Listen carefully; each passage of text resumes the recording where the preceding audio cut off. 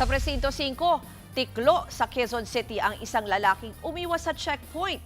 Sa kakamadali, nakabangga ang suspect at nang abutan, nabistong may bit-bit pala siya na iligal na droga. May express report si Carol De Asa. Paldo! Panalo! Walang kawala ang lalaking ito ng makorner ng mga pulis sa Quezon City.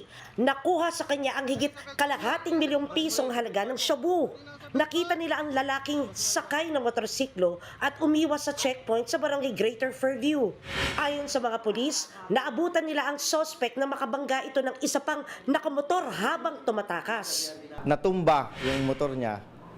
Habang natumba siya, inahabol siya ng kapulisan natin, nakita na may kinuha pa siya na paper bag sa motor niya at tumakbo na siya palayo, papunta doon sa Republic Ave na malayo pa yung naabutan niya na kung saan doon na siya nahuli ng ating TMRUs.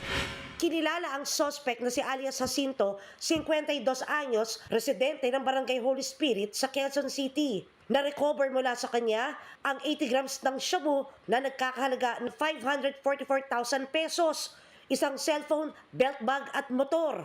Depensa naman ang suspect na pag-utusan lang daw siya. Hindi ko mo po alam kung sino yun eh. Nabot lang po sa akin.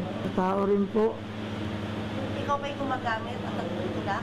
Isang delivery app, pinapadala daw niya to sa kanya ng isang delivery app. Pero hindi siya nagsabi kung saan niya dadalhin to. Ayun nga, ang pinagtataka rin ng ating mga kapulisan, wala siyang prueba na itong sinasabi niya ay may katotohanan, na may app na pinapadala sa kanya. Napag-alaman naman na dati nang nasangkot sa kasong illegal gambling, robbery ang suspect. Sa ngayon, mahaharap siya sa kasong paglabag sa Comprehensive Dangerous Drugs Act at disobedience to a person in authority.